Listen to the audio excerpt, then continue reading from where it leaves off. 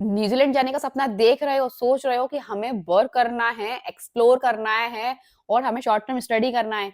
और सबसे इम्पोर्टेंट चीज़, यदि आपके अभी ड्रीम है डॉलर में अर्न करने के लिए, तो ये ड्रीम आपका पूरा हो सकता है, यदि आपको भी ये वीज़ा मिल जाता है।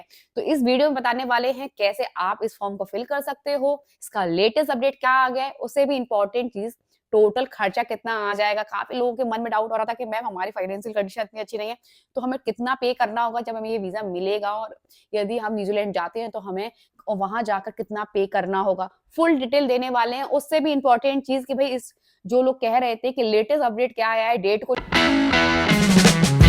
Hello friends, welcome back to our channel UK live blogs. तो आई होप आप लोग सही होंगे, मैं भी एकदम फंटास्टिक हूँ। My name is Divyani Gupta और आज की वीडियो बात करने वाले हैं क्योंकि काफी लोग के कमेंट आ रहे थे कि मैं हमें New Zealand visa, work visa fill करना है, इसकी डेट कब ओपन होगी, कितना टोटल खर्चा आ जाएगा, कि हम इसके स्टेप बाय स्टेप प्रोसेस होती क्या है। उससे भी इम्पोर्टेंट चीज की वीजा की फीस कितनी लगती है, यदि हम वहाँ जाते हैं तो टिकट का खर्चा, वहाँ होटल का खर्चा या फूड का खर्चा कितना आ जाएगा, इस वीजा के लिए हम प्लान कर सकते हैं। उससे भी इम्पोर्टेंट चीज़ कि भई हमें डॉक्यूमेंट्स क्या-क्या देने होंगे, क्या वाक़ई में इसमें डिग्री लगती है या नहीं लगती? तो बहुत सारे लोगों के बहुत सारे कमेंट्स आ रहे थे, तो भई हम इस वीडियो में आपको फुल गाइड करने वाले हैं, बताने वाले हैं कि आप न्यूज़ीलैंड का वीज़ा कैसे फिल कर सकते हो। सबसे इम्पोर्टेंट चीज़ कि लेटेस्ट अपडेट क्या है, वाक़ई में इसकी डेट आउट हो चुकी है, हो गई है, तो हमें क्या-क्या डॉक्यूमेंट पहले रेडी करना होगा, फुल डिटेल देंगे। साथ ही साथ ये भी बताएँगे आपको कैसे आप खुद फॉर्म फिल कर सकते हो विदाउट किसी एजेंट के हेल्प के। चलिए स्टार्ट करते हैं बिना किसी ड्रामे के। उससे पहले यदि हमारी वीडियो अच्छी लगती है तो लाइक करना, शेयर करना, सब्सक्राइब करना हमारे चैनल। ऑल्सो कोई भी डाउट हो तो आप मुझे कमेंट करके पूछ सकते हो, या आप मुझे व्हाट्सएप ग्रुप में ज्वाइन कर सकते हो, वहाँ भी आपको लेटेस्ट अपडेट मिलता रहेगा। या आप मुझसे वन टू वन बात करना चाहते हो तो आप मुझे कमेंट में वन टू वन लिख देना, या आप मुझे व्हाट्सएप पे हाय का मैसेज कर देना और उसमें लिख देना वन टू वन, तो अभी मैं आपको बता दूँ कैसे आप मुझे कनेक्ट कर सकते हो। चलिए स्टार्ट करते हैं बिना किसी फेक ड्रामा के। सबसे पहले बात कर लेते हैं न्यूजीलैंड वर्किंग हॉलिडे वीजा होता क्या है। जिन लोगों को नहीं पता है, ये वीडियो पहली बार देख रहे हैं, तो उनको बता देते हैं एकदम सिंपल लैंग्वेज में कि न्यूजीलैंड वर्किंग हॉलिडे वीजा एक ऐसा वीजा होता है जिसमें आपको न्यूजीलैंड गवर्नमेंट पूरे 1 साल के रहने के लिए मौका देती है। यदि आपकी एज 18 से 30 के बीच में हो तो आप अप्लाई कर सकते हो। सबसे इंपॉर्टेंट चीज़, इस वीजा में आप ट्रैवल कर सकते हो न्यूजीलैंड में, स्टडी कर सकते हो, वो भी शॉर्ट टर्म, और साथ ही साथ आप जॉब भी कर सकते हो। उससे भी इम्पोर्टेंट चीज़, आप स्टे भी कर सकते हो पूरे 1 साल के लिए। हाँ, बट यदि आप इस वीज़ा में परमानेंट नहीं रह सकते हो, और ये एक लॉटरी बेस्ड वीज़ा होता है, सब आपको फॉर्म फिल करना होता है और आपको सिलेक्ट होना होता है। सबसे इम्पोर्टेंट चीज़ कि यदि आपकी इंग्लिश टेस्ट की नीड नहीं होती है, यदि आपकी बेसिक इंग्लिश भी है, तो आप इस वीज़ा के लिए अप्लाई कर सकते हो। अब जान लेते हैं इस वीज़ा को कौन-कौन अप्लाई कर सकता है और क्या-क्या उनके पास होना चाहिए, जब ये वीज़ा के लिए आप अप्लाई कर सकते हो। उससे भी इम्पोर्टेंट चीज़ कि भई इस वीज़ा की डेट कब आएगी? काफ़ी लोग कह रहे हैं कि मैम हमें पता चला है कि वीज़ा की डेट आ गई है। काफ़ी लोग यूट्यूब पे कमेंट कर रहे हैं, व्हाट्सएप पे कमेंट कर रहे हैं, तो मैं उनको एकदम रियल बात बता देती हूँ कि यू लेटेस्ट अपडेट जो आया है, अभी न्यूज़ीलैंड की वेबसाइट पे, ऑफिशियल वेबसाइट पे ऐसा अनाउंस नहीं हुआ है कि भई ये डेट ओपन हो गई है। ऐसा एक्सपेक्ट किया जा रहा है कि भई ये मार्च में या लास्ट ऑफ फेब में या मार्च में आएगा, क्योंकि हर साल ये एक ही बार आता है। जिसमें सीट बहुत ज़्यादा लिमिटेड होती हैं, कॉम्पिटिशन बहुत ज़्यादा हाई होता है और हर इंसान को ये वीज़ा नहीं मिलता है, बट कुछ ही लोगों को सिलेक्ट करने का वीज़ा मिलता है। मतलब बोला जाए एकदम फेयर चांस होता है, जिसमें कुछ लोग ही सिलेक्ट होते हैं और इसको वीज़ा मिलता है। उससे पहले आपको अपने सारे डॉक्यूमेंट्स रेडी करना है। उससे पहले यदि आपके पास क्या-क्या होना चाहिए जब इस वीज़ा के लिए आप अप्लाई कर सकते हो, तो सबसे पहले वो जान लेते हैं कि आपके पास क्या-क्या होना चाहिए जब आप ये वीज़ा के लिए अप्लाई कर सकते हो। पहली चीज़ तो ये, यदि आपकी एज 18 से 30 के बीच में हो तो आप डेफिनिटली इसको अप्लाई कर सकते हो। दूसरी चीज़ ये, आपके पास यदि इंडियन पासपोर्ट हो तो भी आप इसको अप्लाई कर सकते हो, और आपके पास 2.5 से 3 लाख रुपए आपके अकाउंट में है तो भी आप इसको अप्लाई कर सकते हो। बेसिकली बोला जाए, आपका रिकॉर्ड सही है, आपका हेल्थ सही है, तो आप डेफिनिटली इसको अप्लाई कर सकते हो। अब बात कर लेते हैं कि डॉक्यूमेंट्स क्या-क्या लगेंगे। पहली चीज़ तो ये, आपके पास इंडियन पासपोर्ट होना चाहिए, एटलीस्ट 6 मंथ वैलिड होना चाहिए। दूसरी चीज़ ये कि भई आपके पास आपकी फ़ोटो होनी चाहिए पासपोर्ट साइज़ की, वो भी विथ व्हाइट बैकग्राउंड के साथ। दूसरी चीज़ ये, आपके पास मेडिकल सर्टिफ़िकेट होना चाहिए। नेक्स्ट चीज़ ये आपके पास पुलिस वेरिफिकेशन टेस्ट भी आपके पास होना चाहिए। नेक्स्ट चीज़ आपके पास बैंक अकाउंट में इनफ अमाउंट होना चाहिए, क्योंकि जब आप डॉक्यूमेंट्स अपलोड करोगे तो ये चीज़ आपको शो करनी होगी कि आपके अकाउंट में ऐसे 2.5 से 3 लाख रुपए एटलीस्ट हैं। और साथ ही साथ यदि आपके पास रिटर्न टिकट नहीं है, तो भई आपके पास अकाउंट में 2.5 से 3 लाख रुपए तो हैं ही हैं। उसके अलावा आपके इनफ अमाउंट होना चाहिए कि भई आप न्यूज़ीलैंड से इंडिया में वापस आ सको। ये बेसिक चीज़ें आपके पास होनी चाहिए और वीज़ा के लिए आप अप्लाई कर सकते हैं। मीन्स ये आपको इंग्लिश समझ में आनी चाहिए जब आप बात करोगे या इमिग्रेशन ऑफिसर से बात करोगे, तो एटलीस्ट इतनी अच्छी इंग्लिश होनी चाहिए कि एटलीस्ट आप समझ सको उनको अपना नाम, आपको कहाँ जाना है, आपको क्या करना है, एटलीस्ट उनको अच्छे से एक्सप्लेन कर सको। इंग्लिश टेस्ट की नीड नहीं, बट अंडरस्टैंडिंग आराम से होनी चाहिए। अब बात कर लेते हैं सबसे इम्पोर्टेंट टॉपिक की कि भाई खर्चा कितना आ जाएगा, वीज़ा की फीस, होटल, फ्लाइट, और यदि हम वहाँ रहते 1 महीने 2 महीने के लिए तो हमें कितना, मतलब बोला जाए कितना टोटल खर्चा आ जाएगा। यदि हमारी जॉब नहीं लगती है तो हमें मंथली कितना वहाँ पे करना होगा। यदि हमें जॉब मिल जाती है तो हम कितना सेव भी कर सकते हैं और अब मंथली खर्च भी कर सकते हैं। तो सबसे पहले हम बात कर लेते हैं कि खर्चा कितना आ जाएगा यदि आप पूरे 1 साल के लिए रहते हो तो। पहले तो आपको वीज़ा की फीस देनी है जो 25,000 के आस-पास है, वो भी पूरे 1 साल के लिए। दूसरी चीज़ है, यदि आप न्यूज़ीलैंड जाते हो तो आप जैसे होटल बुक करते हो या एयरविंग लेते हो या शेयर में रहते हो, तो आपको मिनिमम बात करनी जाए इंडियन करेंसी के हिसाब से 40 से 50,000 रुपए पर मंथ आ सकता है। यदि आप शेड में रहते हो तो वही आपका कम हो सकता है, 35,000 या 40,000 में भी अच्छे सा आपको शेड में रूम मिल सकता है।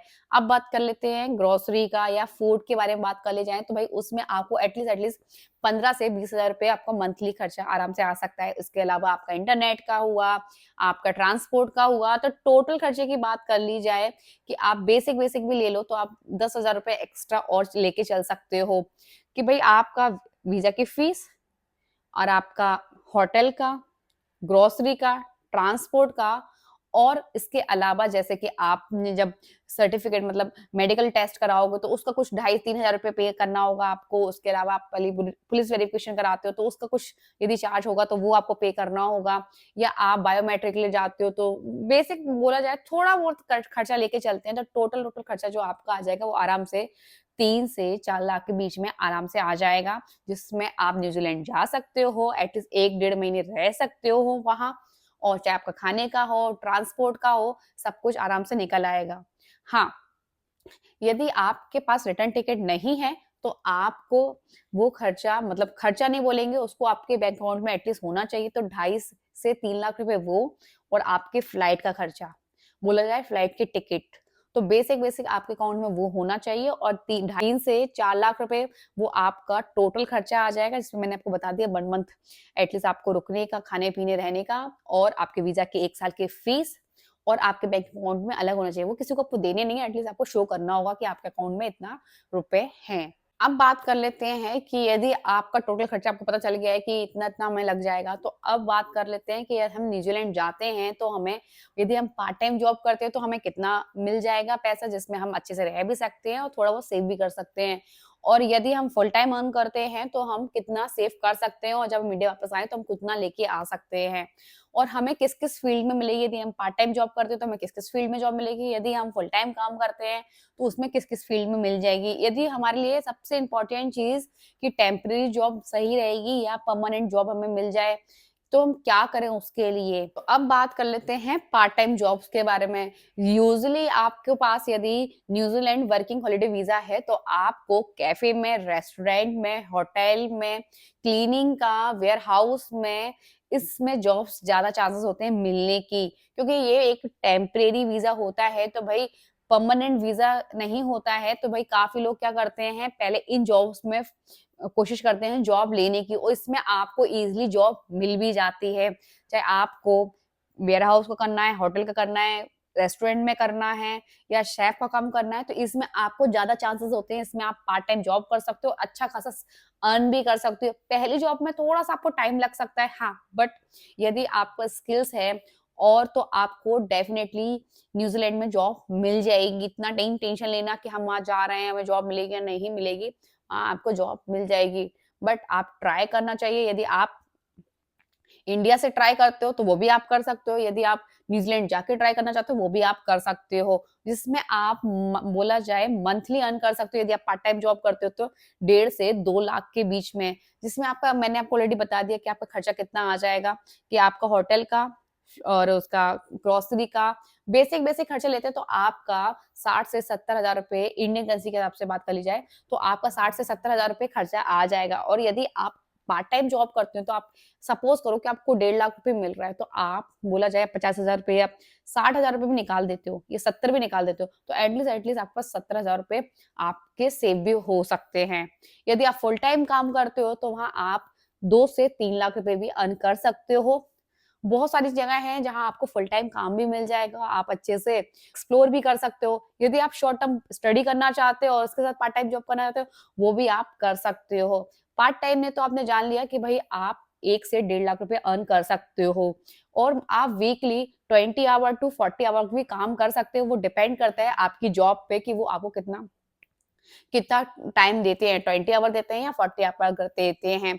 यदि आप फुल टाइम की बात करो तो भाई आप आराम से अच्छे से एक्सप्लोर कर सकते हो पूरे न्यूजीलैंड में, अच्छा खासा अर्न कर सकते हो और अपने इंडिया को वापस लेके आ सकते हो। मंथली आपका खर्चा 60 से 70,000 रुपए आराम से निकल आएगा।